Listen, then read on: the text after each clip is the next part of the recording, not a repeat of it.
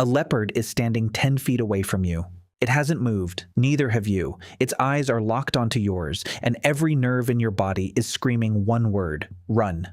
Don't, because the instant your foot lifts off the ground, you stop being a problem and become prey. That leopard can hit 36 miles an hour. You top out around 15. This was never a race you were going to win, and some deep part of you already knows it. Which is why, in the half second before you decide anything, something older than you takes the wheel and locks your muscles in place. You freeze. For 300,000 years, that freeze is the line between the ancestors who had children and the ones who got eaten. So why does standing perfectly still save your life? And why, when you are terrified today, does your body still do it? In a meeting, in a parked car, in a nightmare, when there is no leopard anywhere in sight? The answer is written into the way predators see, and it never left you. Let's start with the eye, not yours, the leopard's. A predator's vision is not built to admire the scenery. It is built to catch movement. Motion is the single loudest signal in an animal's visual world, because motion is what living, edible things do. A rabbit sitting still is just part of the field. A rabbit that bolts is a flare going up. The eye of a hunting animal is packed with cells that fire hardest when something slides across them, and fall quiet when the world holds still. You have this too. It is why a spider on the wall is invisible until it scurries, and then you can't unsee it. Your eye caught the motion before your mind caught up. Now put that machinery behind a set of teeth. To an ambush hunter, a still shape is a puzzle. A moving shape is dinner. And this matters most in the dark. The predators that hunted your ancestors, leopards, lions, hyenas, carry a mirror-like layer behind the eye that doubles the light they catch. It is why their eyes flash back at you in a beam. In near total darkness, when a human can barely find their own hand, those animals can still see you just fine. The one thing that gives you away is the thing it always was: movement. But here's the strange part. It isn't only the eyes, it's the instinct wired behind them. Watch a house cat with a piece of string. Hold it still and the cat loses interest. Twitch it and the cat detonates. That is the entire hunting brain of a lion or a leopard compressed into your living room. The predatory sequence, stalk, chase, seize, runs on a trigger. And the trigger is a fleeing animal. Prey that runs pulls the lever. Prey that holds still leaves the lever unpulled. In the 1980s, two American psychologists, Robert Balls and Michael Fanslow, mapped this out and gave it a name: the predatory imminence continuum. The idea is simple and brutal. Your defense depends entirely on how close the danger is. When a predator is far off or hasn't noticed you yet, the right move is to vanish. Go still, go small, send no signal. Only when the attack is already happening do you erupt into fighting or running. Freeze first, fight last, get the order wrong, and you die. And this is where your own body walks into the story. For a long time, we only told half of it. In 1915, a Harvard physiologist named Walter Cannon gave us a famous phrase: fight or flight. Adrenaline floods in, the heart pounds, blood dumps into the muscles, and the animal either attacks or runs. But anyone who has ever been truly mortally afraid knows there is a step before that. You don't fight, you don't run, you go rigid, the breath stops, and the word for it is the one Cannon left out: freeze. Freezing is not you doing nothing. It is your brain doing something very specific and very old. A knot of tissue in your brainstem called the periaqueductal gray grabs the wheel. The same region that lights up in almost every mammal facing a threat. It clamps your muscles into stillness, and strangely, it slows your heart down. That last part sounds like a mistake. It isn't. You would expect terror to speed your heart up. In the first frozen moment, it does the opposite. Your heart rate drops. Scientists call it fear bradycardia. A Dutch neuroscientist named Karen Roelofs has spent years measuring exactly this. She stands people on a platform sensitive enough to catch the smallest sway in their body, shows them threatening images, and watches what happens. Their bodies stop swaying. They go still, a human being holding as motionless as a rabbit in the grass, and the heartbeat slows to match. Freezing, her work shows, is not the brain shutting down. It is the brain going quiet on purpose, holding the body silent while it hunts for the way out. She calls it attentive immobility.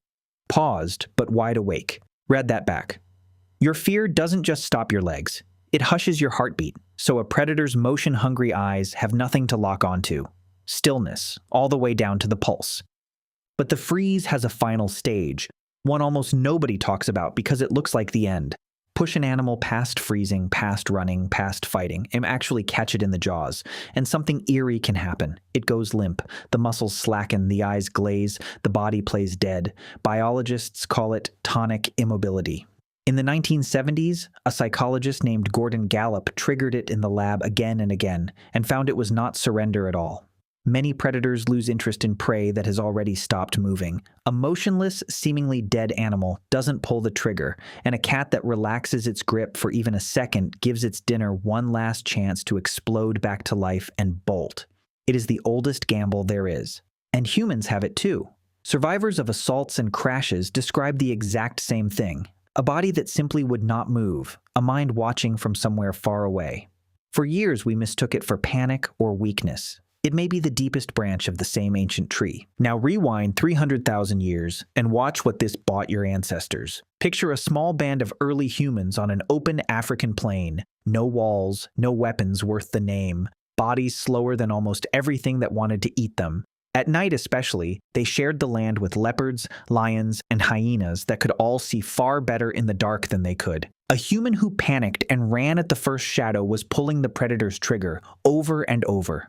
A human who could hold still, who could stand frozen in the grass and let a leopard's gaze slide right past, got to watch the sun come up. Stretch that across enough generations, and it stops being luck. It becomes design. The jumpy ones fed the leopards. The still ones became your great-great-grandparents. You are descended from 100,000 generations of the ones who didn't run. You have watched this reflex fail in real time. A deer caught in headlights isn't frozen because it's stupid. It's running a program millions of years old that says a still shape is a safe shape. A program written for a leopard's eyes, not for a 2-ton machine that doesn't care whether you move.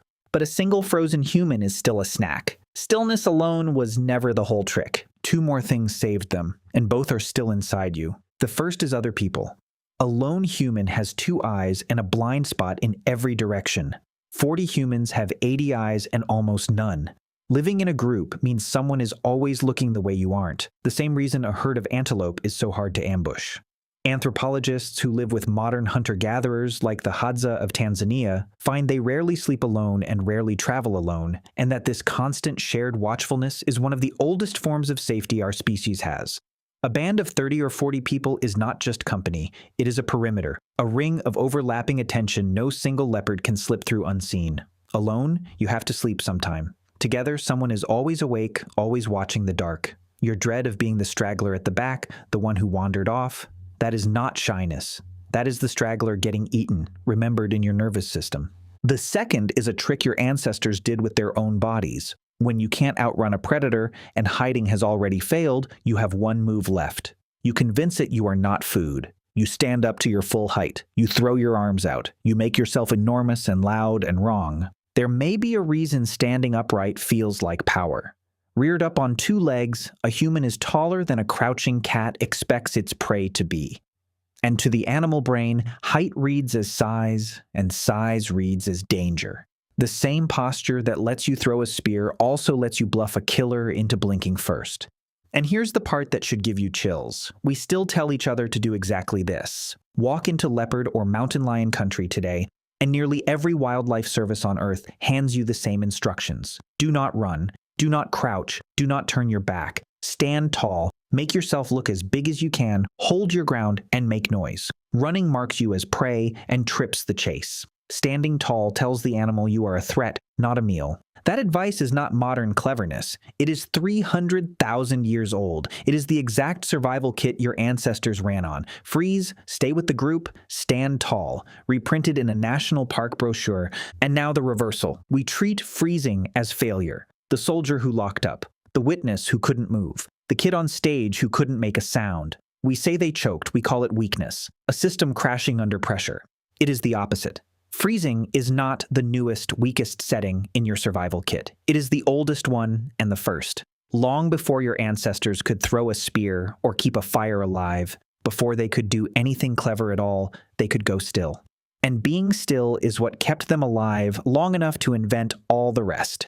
The freeze is not your body breaking down. It is your body reaching for the very first tool it ever owned. which is exactly why it still shows up in places with no predator anywhere near. Think about the last time real terror hit you, not annoyance. Terror, the car that swerved into your lane, the phone ringing at 3 in the morning, the moment on stage when every face turned toward you at once. You didn't run, you didn't fight. For one long, silent second, you froze, breath held, heart lurching, body locked in place. Your nervous system could not tell the difference between a hostile crowd and a hostile cat, so it reached back 300,000 years, pulled out the oldest reflex it owns, and made you stand perfectly still against a threat that had no teeth. That freeze is a fossil. You carry it everywhere you go. It is the leopard on the plain, still casting its shadow across a species that hasn't seen one in 1,000 generations. Because some part of you is still standing in that tall grass, 10 feet from a leopard, holding its breath.